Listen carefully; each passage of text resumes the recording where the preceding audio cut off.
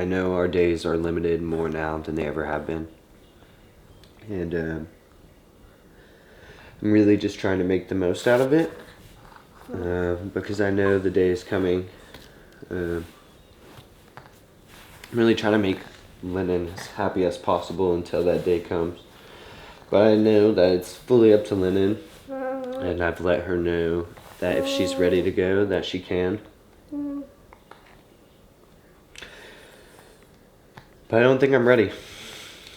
She might be ready when the time comes, but I'm not. And that scares me.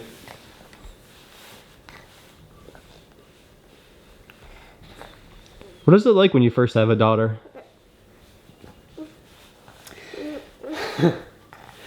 Everything you could ever ask for. It's so refreshing. What kind of guy doesn't want to be a dad to a beautiful girl? It's amazing. Even considering the circumstances, the amount of love I have for Lennon, it's enormous. Do you mind sharing what you just said before I turn the camera on? I have a very irrational fear that my daughter will pass away and nobody will know her story or the struggles that she goes through. Why do you fear that? There's not much attention on her condition, and it's hard to share Lennon's story via social media because people don't really grasp what we really do on a day-to-day basis. What is the typical life expectancy for somebody with this diagnosis? It's very unknown, but the rough estimate is around 2 years old. How old is Lennon? Lennon is 2.5. What is it like knowing those facts?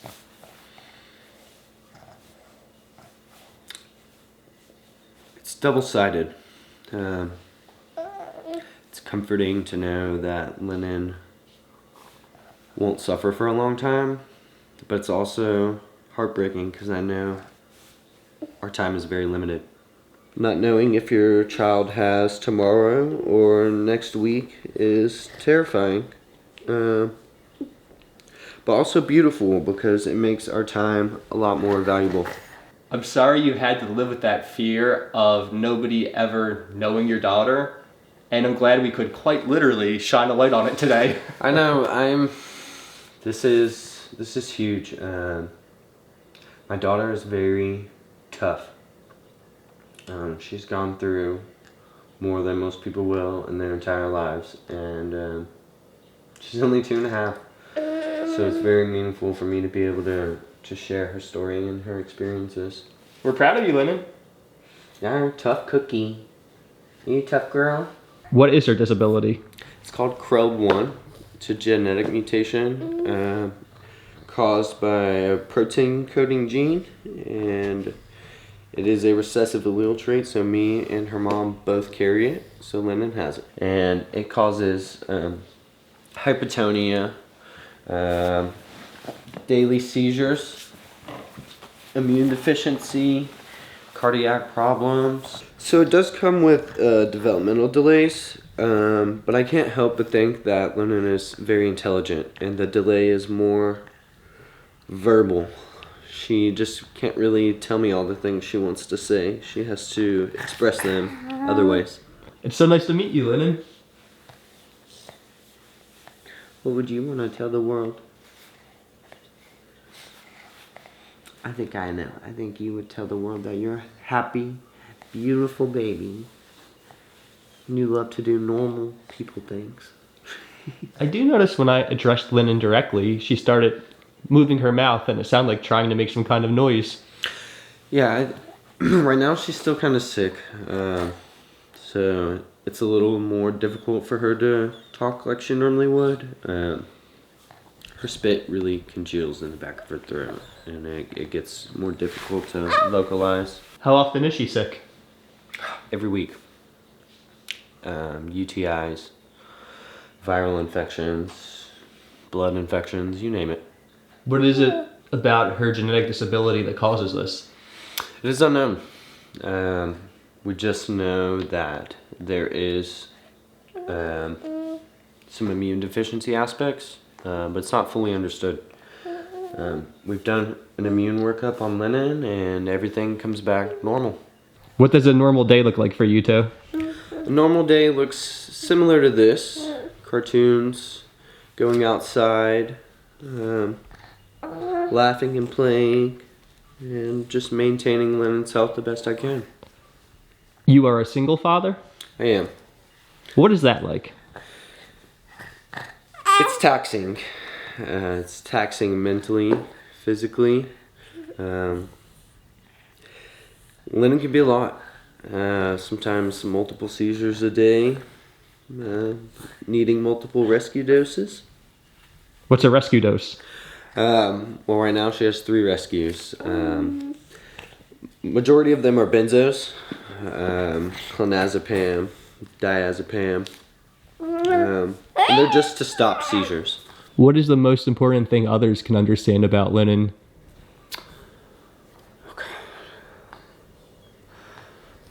Lennon's epilepsy is really bad. So a lot of time we spend time in the dark, and people don't understand that. But it's the most important thing for her, you know? Do you mean like literally just no lights on? Yeah, like it was like I spend a lot of time minimizing stimulus, because the seizures are just that bad. What kind of stimulus can set her off? Touch, hot or cold, loud sounds. It seems like everything. Typically, I love sitting with the children I interview and interacting with them. Is that something that could set her off? No, I don't think so. It sounds like there are things I could do to limit, though, the possibility of a seizure. So, for example, no touch, no loud sounds. I would love you to touch on Lennon, and So it's okay if I give her a rub on her shoulder? Yeah, I think she would enjoy that. Why is that important for a kid with a disability to have that physical touch? I think whenever you lack the skills to verbally express your love, that touch is the second best thing. Hi, Lennon. It's really nice to be here with you today, Lennon. I'm super happy that we get to be friends today. Could you teach me the proper way to say hi to Lennon and introduce myself? I think that was pretty good. Most people don't even do that. Is it okay if I kind of like get down on my knees here? Sure, And yeah. so I can look her in the eyes for a second? Yeah. Looks like she's trying to make eye contact.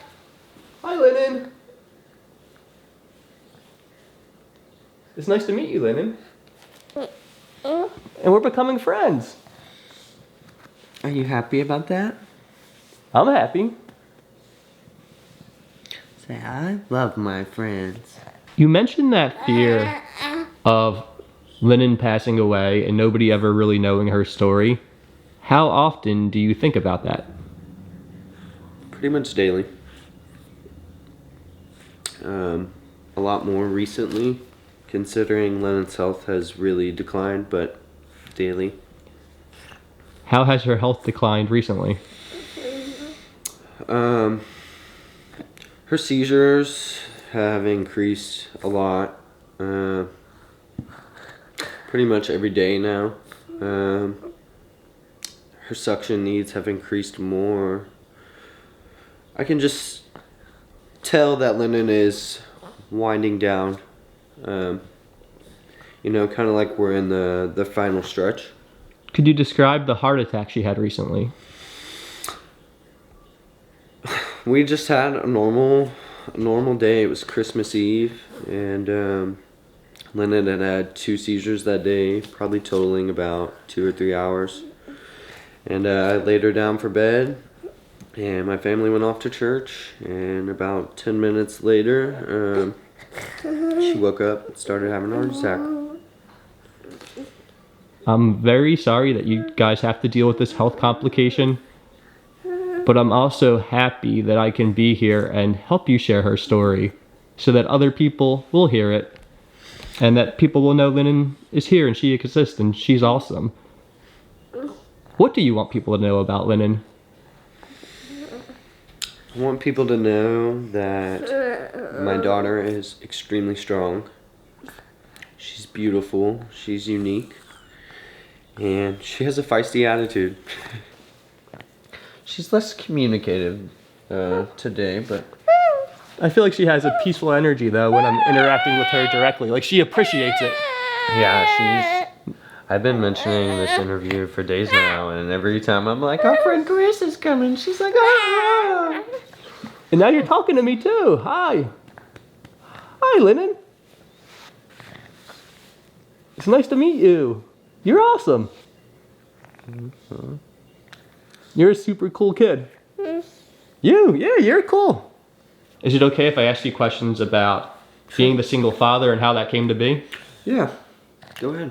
How did it come to be? Me and Lennon's mom slowly grew apart after Lennon's diagnosis. I would like to say due to the stress of having a disabled child. And Lennon had a heart attack September 2023. And we had already been split up for a couple months, and Lennon had the heart attack. She came home with me that trip. After little persuasion, but that's how it came to be, and we've been rocking ever since. After you two initially split, there was a period of time when she stayed with her mom? Yes, it was about 3 months. What was that like for you? It was pure anxiety.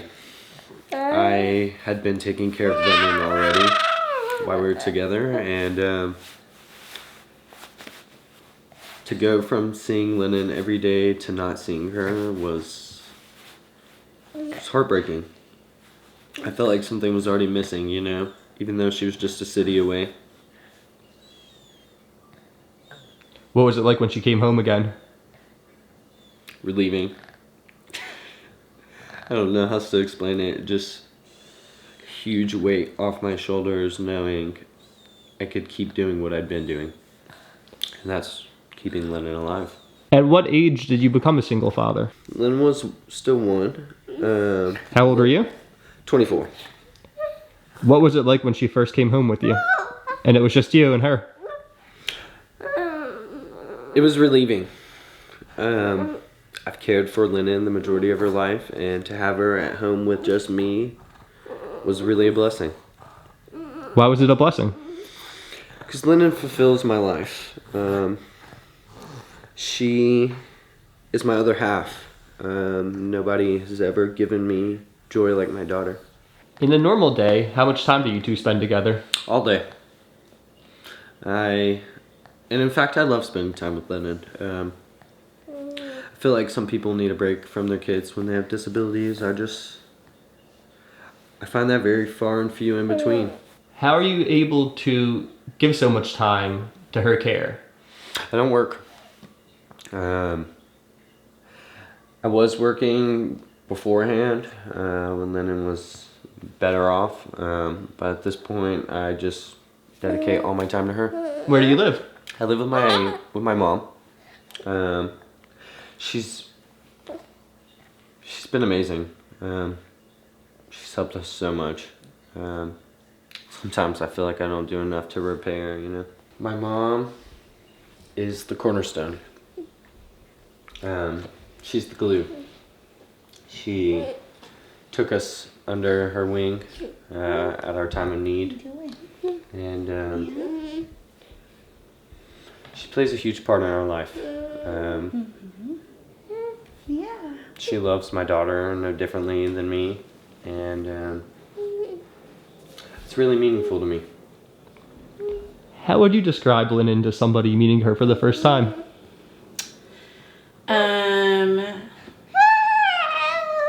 Lennon is incredibly strong and resilient. And she's just been an absolute blessing to us. Tell me about the first time you held Lennon. She was so little. She was 5 pounds 6 ounces. She fit in my hand like a little Coke can.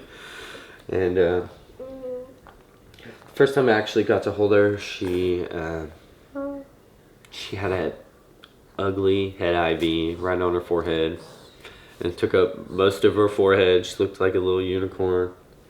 And I just remember thinking that we had great things planned for the future. At this point, did you know she had any type of disability? No, Lennon was very healthy until she was 3 months old. What happened at 3 months? She contracted COVID. I ended up taking her to the hospital that night for just other health reasons. And that night she had her first seizure.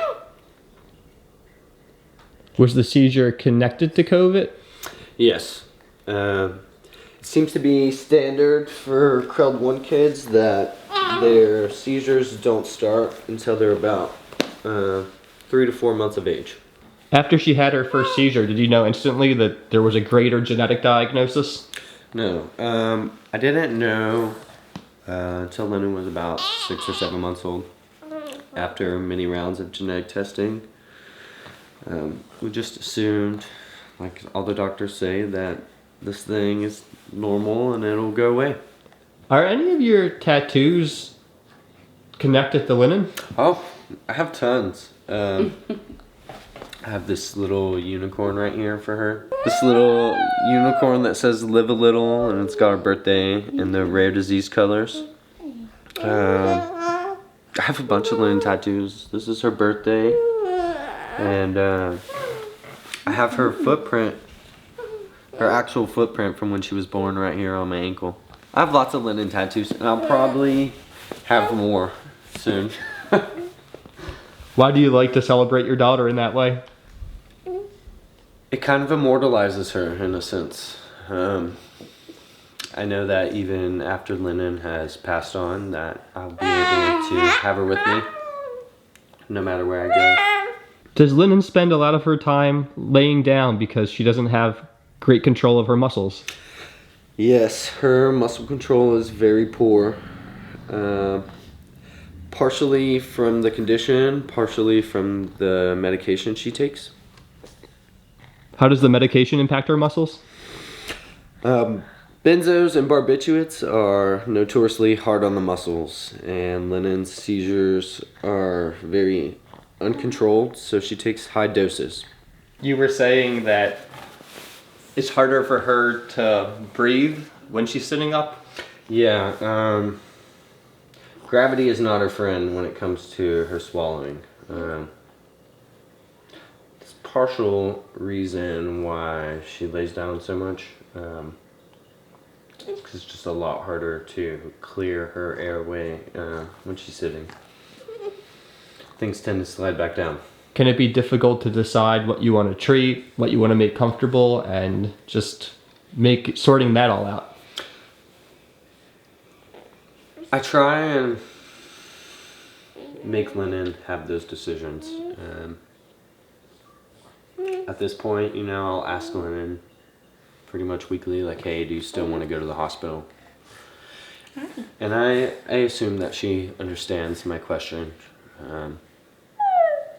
Because she always tells me, uh-huh. And I think the day that she says no, it's going to really break my heart. Because a big thing for me is respecting Lennon and Lennon's body. And when she's done, she's done.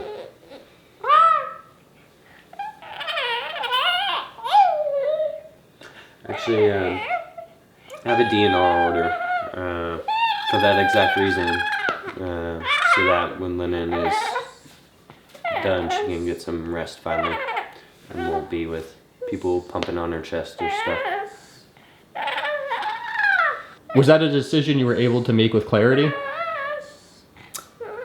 Yeah, I think when I finally made the decision, I had already made up my mind. We'd been through a lot already. And Lennon's already been brought back to life once, and I don't want that again. I want Lennon to get the peace that she deserves when the time comes. I think it was a very easy decision. I admire your strength and courage to make that decision. And I'm sorry you're in the situation where you have to make it. It's probably one of the least favorite decisions I've ever had to make. I've acted on my DNR before. Yeah, I actually made the decision already to take her off life support, and it's like different having it from actually like doing it, and it was really hard. It was really hard to take her off life support that night. My mom was there with me. And then it just ended up being fine. And we took her off the life support. Took her home like 2 days later. Yeah, she went from breathing like initiating 3 breaths on her own to 30 in a matter of seconds, which we didn't expect that when we took her off that she was going to breathe on her own. So When was that? that was in October, I think, of this year, or this last year. This is an interview, so of course I'm asking you these types of questions. Is it painful or soothing to talk about this stuff? Like, would you appreciate if a friend would have a conversation with you about some of these deeper topics? I do think it would be soothing. It's just hard, you know. It's hard to relate to my friends because they don't understand the full severity of the situation. It's hard to say like, hey, you know, my baby sees 7 hours today, and it's just a bad day. It is nice to be able to talk about those things, but I just feel like people really can't relate sometimes. When you do share that with friends or family, how do you hope they respond?